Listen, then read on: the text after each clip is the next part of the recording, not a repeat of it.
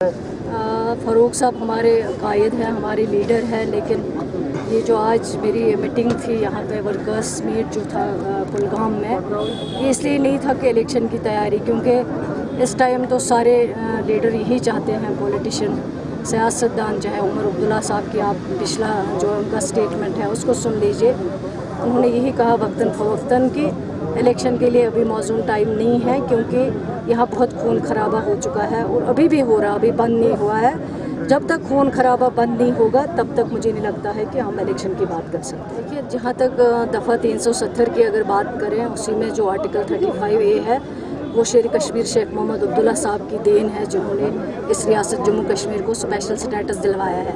और आज अगर आप बाकी रियासतों की बात करें, वाहिद जम्मू कश्मीर स्टेट है जहाँ स्पेशल स्टेटस है। मैं एक्स CM साहिबा की बात अगर करूँ तो मुझे उनका ये स्टेटमेंट अजीब लगता है। जब उनको उमर अब्दुल्ला साहब ने एक ऑप्शन दिया था, जब उन्होंने BJP को यहाँ लाया, महबूबा जी ने, उस टाइम उमर साहब ने उनको कहा था कि हम आपको अनकंडीशनल डायलॉग देंगे, ये सपोर्ट देंगे, क्योंकि आर्टिकल 37 या 35A को यहाँ ख़तरा है, इसलिए BJP को यहाँ मत लाइए। लेकिन उन्होंने उस टाइम किसी की बात नहीं सुनी। आज उनको कुर्सी चली गई, आज उनका वापस BJP ने जो इक़्तिदार है उससे हटा लिया उनको।